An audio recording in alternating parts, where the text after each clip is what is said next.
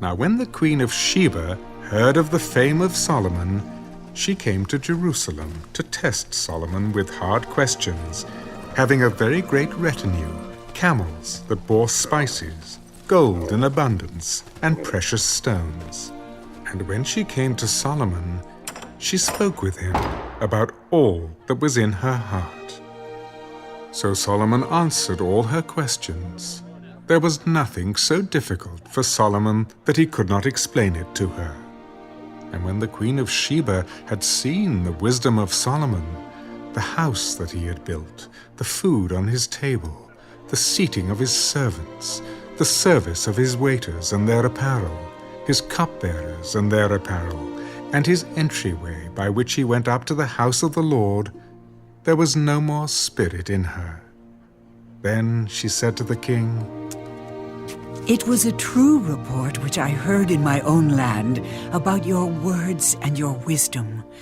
However, I did not believe their words until I came and saw with my own eyes. And indeed, the half of the greatness of your wisdom was not told me. You exceed the fame of which I heard. Happy are your men, and happy are these your servants, who stand continually before you and hear your wisdom. Blessed be the Lord your God, who delighted in you, setting you on his throne to be king for the Lord your God. Because your God has loved Israel, to establish them forever, therefore he made you king over them, to do justice and righteousness." And she gave the king 120 talents of gold, spices in great abundance, and precious stones. There never were any spices such as those the queen of Sheba gave to King Solomon. Also, the servants of Hiram and the servants of Solomon who brought gold from Ophir brought algum wood and precious stones. And the king made walkways of the algum wood for the house of the Lord and for the king's house, also harps and stringed instruments for singers. And there were none such as these seen before in the land of Judah. Now King Solomon gave to the queen of Sheba all she desired, whatever she asked, much more than she had brought to the king. So she turned and went to her own country, she and her servants. The weight of gold that came to Solomon yearly was 666 talents of gold, besides what the traveling merchants and traders brought. And all the kings of Arabia and governors of the country brought gold and silver to Solomon. And King Solomon made 200 large shields of hammered gold. 600 shekels of hammered gold went into each shield. He also made 300 shields of hammered gold. 300 shekels of gold went into each shield. The king put them in the house of the forest of Lebanon.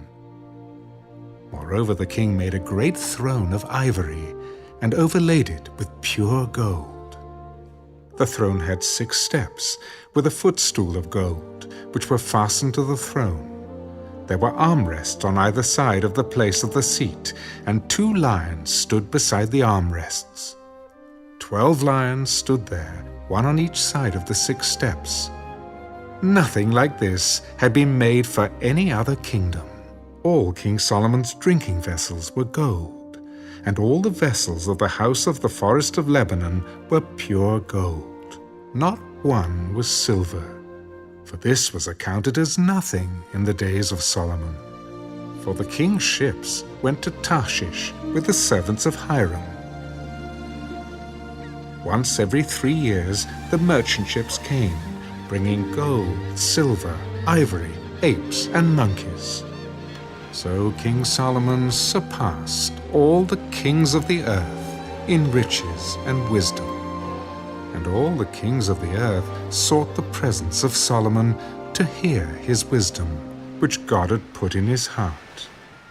Each man brought his present, articles of silver and gold, garments, armor, spices, horses and mules, at a set rate year by year.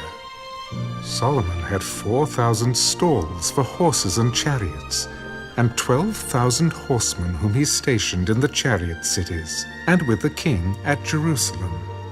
So he reigned over all the kings from the river to the land of the Philistines, as far as the border of Egypt.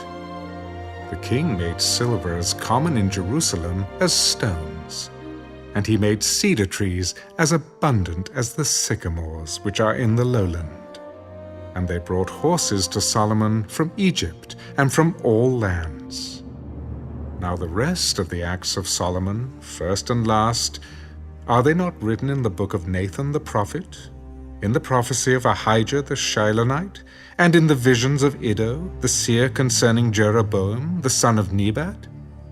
Solomon reigned in Jerusalem over all Israel 40 years.